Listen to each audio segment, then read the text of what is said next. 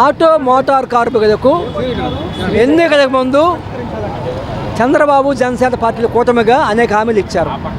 అందులో భాగంగా మాకు ఇచ్చిన హామీలుగా సంక్షేమ బోర్డు ఏర్పాటు చేస్తూ ఉన్నారు ఆటో మోటార్ కార్మికులకి. అదేవిధంగా జీవో నెంబర్ 21 ఏదైతే ఫైనాన్షియల్ జీవో ఉందో అది రద్దు చేస్తూ ఉన్నారు. ముఖ్యంగా ప్రతి ఆటో కార్మికుడికి 15,000 సహాయం చేస్తూ ఉన్నారు సంవత్సరానికి. మరి ఈ రోజుకి సంవత్సరం అవుతూ ఉంది, ఏ ఒక్క హామీ అమలు చేయాల. పైగా మా మీద నాకు ఆంక్షలు పెడతా ఉన్నారు, పెనాల్టీ విపరీతం చేస్తూ ఉన్నారు. కనుక ఈ పరిస్థితుల్లో మీరు ఏదైతే హామీ ఇచ్చారో హామీలు అమలు చేయాలని. ఎందుకంటే అందుకే 2 హామీలకి నిధులతో సంబంధం లేదు, నిధులు కేటాయింపు అక్కర్లా, అప్పులు అంటూ ఉన్నారు. నిజానికి వాళ్ళు అప్పులు లేదు పరిస్థితి చూస్తూ ఉన్నాం. ఏదైతే 14 లక్షల కోట్లు అప్పు చెప్పారో అవి వాళ్ళు 7.5 కోట్లని తేలుతూ ఉంది. అయినా ఇంకా అప్పులను బొకాయించినంతవరకు కరెక్టు. అలాగే ఏదైతే మీరు హామీలు ఇచ్చారో హామీలు అమలు చేయాలి. అదే రకంగా విజయవాడని పూర్తిగా ఫ్రీ జోన్ చేయాలి. ప్రతి డ్రైవర్కి తన ఇంటి నుంచి 60 కిలోమీటర్లు తిరిగే అవకాశం ఉంది. ఆ అవకాశాన్ని కల్పించాలని రకంగా డిమాండ్ చేస్తూ ఉన్నాం. మీ హామీలను అమలు చేయమని ఈరోజు మేము ఈ సందర్భంగా డిమాండ్ చేసి ధర్నా చేస్తా ఉన్నాం. ఈ హామీలు అమలు చేయడానికి రాష్ట్ర ఖజానా దృష్టి ఖాళీగా ఉంది. జగన్మోహన్ రెడ్డి పథకాలు ఇచ్చేసి మొత్తం ఖజానా ఖాళీ చేశాడు. సో అందుకోసం ఇంప్లిమెంట్ చేయడానికి టైం పడుతున్నారు. అది పచ్చి అబద్ధం అని చెప్తా ఉన్నాం. ఎందుకంటే 14 లక్షల కోట్ల అప్పు ఉందని చెప్పినప్పుడు ఈ హామీలు ఇచ్చారు. ఆ రోజు మీకు తెలియదా? ఇవాళ మీ అసెంబ్లీ సాక్షిగా మీ ఆర్థిక మంత్రి 7 లక్షల అప్పులే చెప్తా ఉన్నారు. అంటే సగం అప్పులు లేవు. పైగా మిగిలిన ఈ సంవత్సర కాలంలో ఈ 10 నెలల కాలంలో 1,50,000 కోట్ల వరకు అప్పు చేశారు. ఏం చేస్తారు డబ్బు అంతా? సంక్షేమానికి ఉపయోగించుకుంటా. సంక్షేమం అభివృద్ధి 2 చేయాలి. అభివృద్ధి అంటే ఒక అమరావతి అభివృద్ధి కాదు, రాష్ట్రం అంతా అభివృద్ధి కావాలి, మరోపక్క సంక్షేమం కావాలి, 2 కావాలి. కానీ మీరు వాళ్ళ ఏం అమలు చేయకుండా ఈ డబ్బు అంతా ఏం చేస్తూ ఉన్నారు? ఏ రకం ఖర్చు చేస్తూ ఉన్నారు? ఎందుకు సంక్షేమం ఉపయోగించట్లా? ఇవన్నీ మీరు నేను చెప్పేది నిధులు లేవని చెప్పేది అబద్ధం. ఇవాళ నిధులు వస్తూ ఉన్నాయి, జిఎస్టీ వస్తూ ఉంది, కేంద్రం నిధులు వస్తూ ఉన్నాయి. ఆ నిధులను మీరు వేరే రకం ఉపయోగించుకుంటారు తప్పనించి సంక్షేమానికి ఉపయోగించట్లా అనే రకంగా మేము ఆరోపణ చేస్తాం. కూటమి ప్రభుత్వం అధికారంలోకి వచ్చిన తర్వాత ఆటోల పైన విస్తృతంగా కేసులు రాజేస్తున్నారని చెప్పేసి కూడా ఆటో కార్మికులు అయితే అంటున్నమాట నిజమేనంటారు? నిజమే అండి. గతంలో జీవో నెంబర్ 21 ఫైనాన్షియల్ జీవో ఇచ్చింది వైసీపీ ప్రభుత్వమే. జీవో ఇచ్చినా కేసులు మాత్రం రాయలా. జీవో ఇచ్చింది వాళ్ళే, కానీ కేసులు రాయలా. కానీ ఇవాళ ఆ జీవో రద్దు చేస్తా అన్న చంద్రబాబు గారు ఆ జీవోని అడ్డం పెట్టి ఈరోజు విపరీతంగా ఫైనల్ రాస్తా ఉన్నారు. ఆటో కార్మికులు భారాలు వేస్తూ ఉన్నారు. ఆ భారాలు తగ్గించాలనే రకంగానే మేము ఈరోజు ధర్నా చేస్తా ఉన్నాం. ఆటోలు మేము అద్దెకు తెచ్చుకొని తిప్పుకుంటున్నాము, అద్దె కట్టుకుంటామా, ఈ కేసులు భారాల నుంచి మేము ఎలా తప్పించుకోవాలంటూ కూడా ఆటో కార్మికులు అంటున్నమాట. మీరు ఆటో అద్దెలు కట్టుకోవాలి, సొంత ఆటో అయినా ఆటోలో కొన్ని ఫైనాన్స్ బాకీలు తెచ్చుకోవాలి. అదే రకంగా ఇళ్ళలో పిల్లలు చదివించుకోవాలి. ఇవాళ చదువు అనేది ఖరీదైపోయింది, వైద్యం ఖరీదైపోయింది. అని ₹1 సంపాదిస్తే 80 పైసలు ఆ బాటిల్కి పోతా ఉంది. 20 పైసలు తింటే మాకు సరిపోయే పరిస్థితి లేదు, ఆదాయం సరిగ్గా లేదు.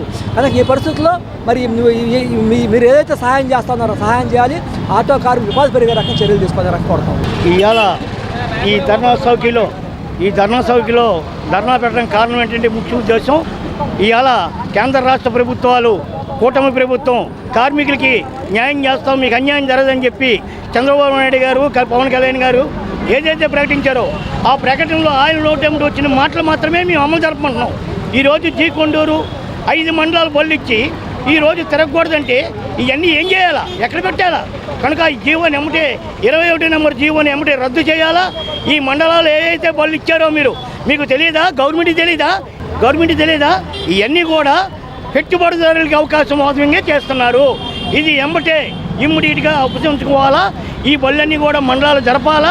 అలాగే ఇది ఏదైతే ఉందో ర్యాపిడ్ ఓలా ఇవన్నీ కూడా ఎత్తేయాలా. ఎప్పుడో చెప్పారు గవర్నమెంట్ నుంచి మేము ఒక యాప్ తెస్తున్నాం, బెంగళూరులో ఉందని చెప్పి లోకేష్ బాబు గారు కూడా చెప్పడం జరిగింది. మాతోని మేము కలిసాము. అది తక్షణమే గవర్నమెంట్ నుంచి ఏదైతే యాప్ ఉందో అది కట్టండి. మేము కూడా ఖచ్చితంగా దాన్ని స్పందిస్తాం. మేమందరం దాని మీదే తిరుగుతాం. మేము అడ్డుగోలుగా అడగం. ఎక్కడ పడితే అక్కడ ట్రాఫిక్ నిబంధనలు దూరంగా వెళ్ళి ఇప్పుడు బస్ స్టాండ్ ఉంది, రైల్వే స్టేషన్లో ₹100 తీసుకుని దింపుతాం. అది వచ్చాక రిటర్న్ ఆయన ఇంటికి మళ్ళీ అదే బస్ స్టాండ్కి వెళ్ళాలంటే సత్యంగారి హోటల్ దగ్గర కృష్ణలంక హైవే రోడ్డు మీద సత్యంగారి హోటల్ దగ్గరికి వెళ్ళి యూటర్న్ చేసుకుని రావాలి. అది ఎంత దుర్మార్గం! ఇక్కడ పోలీసు లేదా? ట్రాఫిక్ నిబంధనలు లేవా? ఇదేంటండి ఇది అన్యాయం? ఇది కరెక్ట్ అయింది కాదు. కట్టండి, బస్ స్టాండ్కి మీరు కూడా ఉండండి, మీరు ఆ యాప్ పెట్టండి. అప్పుడు మీరే పెడతారు కదా, దారులు చేస్తారు కదా. మాకు ఇది మేము చెప్పేది ఏంటంటే ఈ ఎట్టి పరిస్థితుల్లో కూడా ఈ మండలాలకు సంబంధించిన బళ్ళు ఏ అయితే ఉన్నాయో మీరే ఇచ్చారు. మీ గవర్నమెంటే 4,500 జీవో ఇచ్చింది. తర్వాత జగన్మోహన్ రెడ్డి గారు వచ్చారు, ఈ పరిటాల గిరటాలు ఇవన్నీ పెట్టుకొచ్చారు. కనుక మేము కోరుకునేది ఏ ప్రభుత్వం వచ్చినా, ఏ అధికారులు వచ్చినా, మేము కార్మికులకి నష్టం జరిగితే దాన్ని ఉప్పిన తట్టుకోలేరు. ఆ సంగతి మీ గవర్నమెంట్కి కూడా తెలుసు. అయ్యా దయచేసి ఇప్పటికైనా సరే కళ్ళు తెరవండి, ఆటో కార్మికులు న్యాయం చేయండి అని మేము డిమాండ్ చేస్తాం.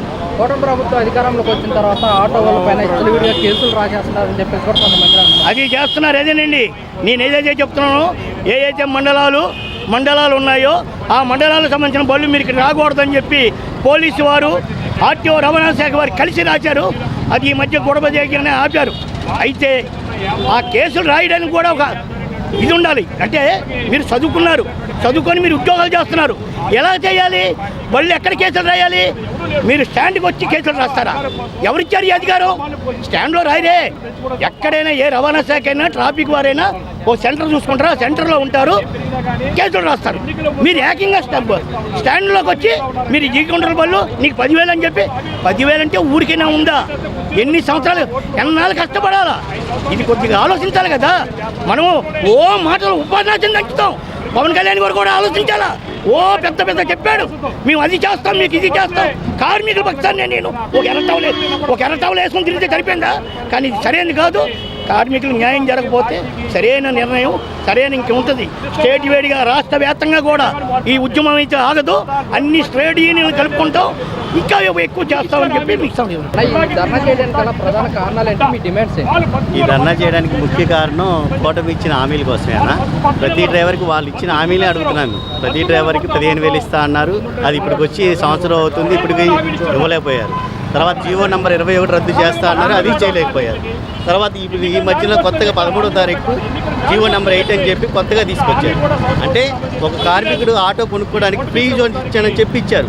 కానీ ఆ జీవో నెంబర్ 8లో ఉన్నది ఏంటంటే కొత్తగా కొనుక్కోవడానికి అవకాశం ఉండదు తప్ప వేరే మండలాలు ఇవన్నీ ఇక్కడ తిరగకూడదు, అక్కడ కొనుక్కున్న బళ్ళన్నీ అమ్మేసుకోండి, మాకు సంబంధం లేదన్నట్టు జీవో ఇచ్చారు.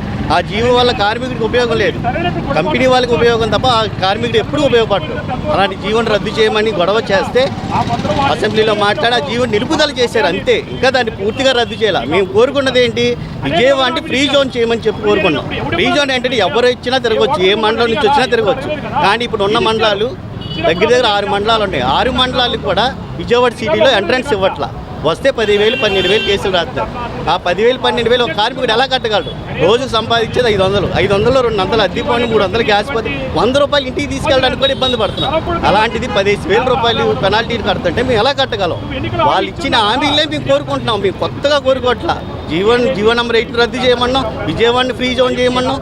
తర్వాత ఈ ఓలా, ఊబర్, ర్యాపిడో లాంటి యాప్లు వచ్చి ఇప్పుడు కొత్తగా రోడ్ల మీద వాళ్ళు చెక్ ఇచ్చేస్తున్నారు. ఫస్ట్ యాప్లు పెట్టిందే వాళ్ళు, పెట్టించిన తర్వాత మీకు ఇంత సౌకర్యంగా ఉంటుంది ఇలా చేసుకోండి అని చెప్పి ఇప్పుడు కొత్తగా వాళ్ళే ఆటోలు కొనుక్కొని పెట్టేసుకొని వాళ్ళే ఎక్కించుకొని వెళ్తారు. మిగిలిన ఆటో వాళ్ళు ఏమవుతారు? ఇబ్బంది మాకే గొడవలు పెడుతున్నారు. ఇలాంటివన్నీ రద్దు చేయాలని కోరుకుంటున్నాం. పవన్ కళ్యాణ్ కొరకు మరీ విజ్ఞప్తి చేస్తాం. అన్నా దీనికి సంబంధించి పెద్ద విషయాలు మొత్తం మా నగర నాయకత్వం మాట్లాడుద్ది. వాళ్ళకి చెప్పాము. ఓలా, ఊబర్లు ప్రత్యక్షంగా ఆటో వాళ్ళ ఆర్థిక పరిస్థితిని దించేస్తుంది. ఎంతో మంది లక్షలు పెట్టి డబ్బులు కొనుక్కుంటే ఓలా, ఊబర్లు అని చెప్పి ప్రైవేటు సంస్థలకి వాటిని అప్పచెప్తుంటే వాళ్ళు మా పొట్టగొట్టే పరిస్థితి ఉంది. ఎన్నో ఏళ్ళ నుంచి ఈ ఆటోలు నమ్ముకొనే తోలుతున్నాం. ఇప్పుడు ఈ వచ్చినాక ఫైనాన్సులు కట్టలేక ఆర్థిక ఇబ్బందులతో చాలా ఇబ్బంది పడుతున్నాం. దీని మీద ప్రభుత్వం వెంటనే స్పందించి కొత్తకు వింత పాతకు రోత అని కొత్త వాళ్ళని ప్రోత్సహించడం కాదు, పాత వాళ్ళని వదలకుండా సమానత్వంగా అందరూ బతికే విధంగా చేసేటట్టు చూడాలి. ఇంకోటి ర్యాపిడ్లు, ఓలాలు ఒకవేళ ఏదైనా గవర్నమెంట్ ఇచ్చి బుక్ చేసుకుని వెళ్తే పర్వాలా, వాళ్ళు బుకింగ్ కూడా లేకుండా రోడ్ల మీద వెళ్ళే వాళ్ళని అడగడం, స్టాండ్లో వెళ్ళే వాళ్ళని అడగడం చాలామంది బతుకు తిరిగిపోయేలా ప్రవర్తిస్తున్నారు. వాటిని ఖండించాలి. మిగతా ఏంటంటే మా నగర నాయకత్వం మాట్లాడుద్ది, వాళ్ళకే చెప్పాము. విజయవాడ సిటీలో ఏ నిర్ణయం తీసుకున్నా ఆటోలకి సంబంధించి ఐఎఫ్టీ యూనియన్ని పిలిచి సంప్రదించి మీరు నిర్ణయం తీసుకోవాలని ప్రభుత్వానికి విన్నపిస్తున్నాం. కూటమి ప్రభుత్వం అధికారంలోకి వచ్చిన తర్వాత ఆటో వాళ్ళ పైన విడిగా కేసులు రాస్తున్నారు అని చెప్పేసి కూడా అంటున్నమాట ఆటో డ్రైవర్లు. అంటే రాస్తున్నారు కన్నా అది ఆటో డ్రైవర్లలో కొంతమంది మంచి వాళ్ళు ఉన్నారు, కొంతమంది కొత్త వాళ్ళు వచ్చారు. వాళ్ళకి ఏంటంటే ఉద్యోగాలే మేమేదో తోలుతున్నాం అని చెప్పి లైసెన్సులు లేకుండా ఇష్టాసారంగా తోలడం వల్ల కొంచెం చెడు అభిప్రాయం, వాళ్ళ మీద కేసులు రాయిండొచ్చు. వాటి మీద కూడా మీరు కావాలంటే డ్రైవింగ్ లైసెన్స్ ఉందా లేదా, కాగితాలు ఫోర్స్లో ఉన్నాయా లేదా చెక్ చేసుకోమని, లేకపోతే రాయమనండి. ఉన్నోళ్ళకి ఏదన్నా ఇబ్బందిగా ఉండేటట్టు మటుకు చేయమాకండి. అన్నీ పర్ఫెక్ట్గా ఉన్నోళ్ళకి, లేనోళ్ళకి ఏమైనా ఉంటే రాయండి. అదే మేము చెప్పేది. ఎన్నికల ముందు చంద్రబాబు నాయుడు ఇచ్చిన హామీలు ఉన్నాయి కదా, మా ఆటో కార్మికులకి సంక్షేమ బోర్డు ఏర్పాటు చేస్తా అన్నారు. దగ్గరగా 10 నెలలు ఆడుతుంది, అది ఏర్పాటు చేయలే. పోతే ఓలా, యూబర్, ర్యాపిడో వాటి వల్ల మాకు బాగా తలగా పోటుగా ఉంది. దాన్ని తీసేసి ప్రభుత్వమే ఒక యాప్ని దించితే మరీ మంచిది. అలాగే జీవో నెంబర్ 21 దాన్ని క్యాన్సిల్ చేయాలా. ఆటో ఓనర్ ఇంటికాడ నుంచి 60 కిలోమీటర్ల వరకు తిరిగేటట్టుగా ఆ జీవోని అమలు చేయాలి. ఇవే మా ప్రధాన డిమాండ్. దానికోసమే ఈ ధర్నా. ఇచ్చిన హామీలు నెరవేర్చడానికి రాష్ట్ర ఖజానా ఖాళీగా ఉంది, కొంచెం టైం పడుతుంది అంటున్నారు కదా. టైం పడుతుంది, అందుకని మేము కూడా 10 నెలల పాటు వారిని మేమేమీ అడగల. కానీ రాను మా పరిస్థితులు అలాగ ఉన్నాయి. ఇప్పుడు అంతకుముందేమో ఈ జిల్లాలు పునర్విభజన జరిగింది. ఈ జిల్లా నుంచి ఆ జిల్లాలోకి వెళ్తే అక్కడ ఆర్టీఓ ట్రాఫిక్ ఇన్స్పెక్టర్లు వాళ్ళు ఇష్టం వచ్చినట్టు చలానాలు రాస్తున్నారు. ఆ జీవో నెంబర్ 21 తక్షణమే అది రద్దు చేయాలి. ఇయే మా ప్రధానమైన డిమాండ్. దీనికోసమే మేము చేస్తాం. కొంతమంది డ్రైవర్లు అన్నమాట కూటమి ప్రభుత్వం అధికారంలోకి వచ్చిన తర్వాత విచ్చలవిడిగా ఆటోల పైన కేసులు రాజేస్తున్నారు. నిజమేనంటారా? రాయడం కరెక్టే. Auto driver licence, RC, insurance, brake ఇవన్నీ ప్రతి ఒక్కరూ పాటించవలసినవి. దాని ప్రకారంగా రవాణా శాఖ అధికారులు కానీ వీళ్ళు కానీ ఎవరు చేసినా ఈ రూల్స్ కరెక్ట్గా మేము పాటిస్తే మా మీద కేసులు ఉండవు. అవి లేవు కాబట్టే వాళ్ళు రాస్తున్నారు. దాని మీద మేము ఎటువంటి ఎలిగేషన్ మేము చేసేది ఏమీ లేదు. వాళ్ళు రూల్స్ ప్రకారం, వాళ్ళు నియమ నిబంధనల ప్రకారం వాళ్ళు ఎలాగ వెళ్తున్నారు, వాళ్ళని మేమైతే తప్పు పడ్డాం. ప్రతి ఆటో కార్మికుడు కూడా బాధ్యతగా licence, C book, brake, insurance అన్నీ కరెక్ట్గా ఉంటే వాళ్ళు మమ్మల్ని ఏమీ చేయలేరు.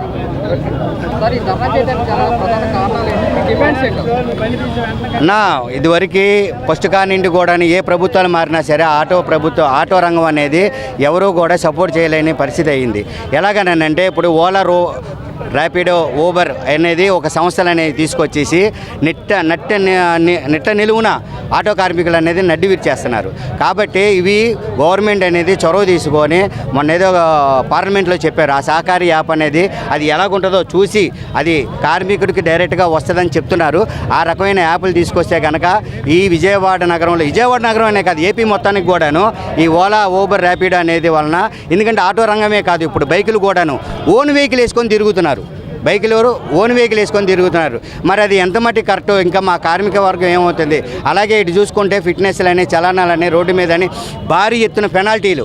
ఇప్పుడు సిగ్నల్ జంప్ అయితే ఇదివరకు ఎంత ఉండేది? 135 రూపాయలు. మహా హైయెస్ట్ కేసు ఎంత ఉండేది? 335 రూపాయలు. ఇవాళ వేలకు వేలు ఎక్కడొస్తుంది? ఆటో కార్మికుల సంపాదన ఎక్కడిది? అవన్నీ కూడా దృష్టిలో పెట్టుకొని, అలాగే గ్యాసు, అలాగే మీరు పెంచిన చలానాలు ఇవన్నిటిలో కూడా దృష్టిలో పెట్టుకొని గత ప్రభుత్వంలో 10,000 ఇస్తానని అన్నారు. లేదు మేము వచ్చిన తర్వాత 20,000 ఇస్తానన్నారు. అది కూడా 15,000 ఇస్తానన్నారు. 15,000 ఇస్తాన్నారు. దాని ఊసేం లేదు. మాకు ఏమి అవసరం లేదు. మాకు కావాల్సింది సంక్షేమ బోర్డు ఏర్పాటు చేయండి. ఈ ప్రైవేట్ రంగ సంస్థలన్నింటినీ అరికట్టండి. గ్యాస్ రేట్ అనేది నియంత్రణ చేయండి. ఇది మన గ్యాస్ అని చెప్పేసి అలవాటు చేసిన కార్మికులకి మీరు ఇష్టం వచ్చినట్టుగా పెట్రోల్, డీజిల్తో సమానంగా ఇప్పుడు పరిగెడుతుంది గ్యాస్ రేట్లు. ఇంకా అప్పుడు మాకు ఆటో కార్మికుడు అనేది ఎలా బతకాలి? ఇది గవర్నమెంట్ అనేది దృష్టిలో పెట్టుకొని కొద్దిగా సమస్యను న్యాయం చేయాలని నేను కూడా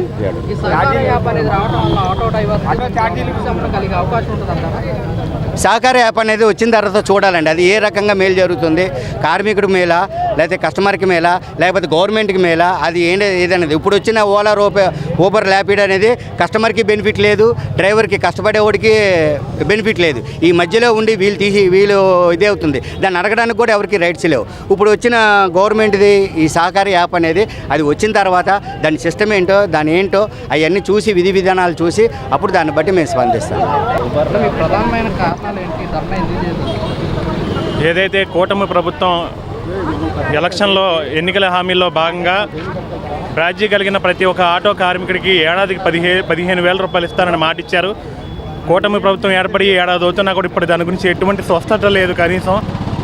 అలాగే ఏదైతే జీవో నెంబర్ 21 కార్మికులకు నష్టం కలిగించే జీవో కాబట్టి దాన్ని రద్దు చేయమని చెప్పి ఇంతమంది కార్మికులు రోడ్డు ఎక్కడం జరిగింది. దాని గురించి కూడా ప్రభుత్వం ఆలోచన చేయాల్సిన అవసరం ఉంది. ఓలా, ర్యాపిడో, ఊబరు కంపెనీలు, కార్పొరేట్ కంపెనీలు ఆటో డ్రైవర్లు పొట్టగడుతున్నాయి. దాన్ని రద్దు చేసి గవర్నమెంట్ ఒక యాప్ తీసుకురావాలని చెప్పి కోరుతా ఉన్నాం.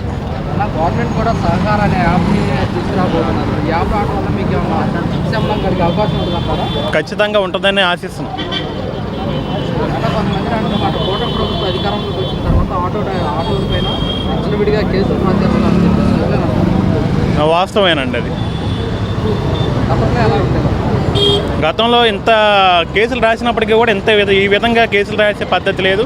ఇప్పుడు మరి ఇది ఒక పరిస్థితి దాటిపోయి కేసులు రాసే పద్ధతికి వచ్చేసిందండి.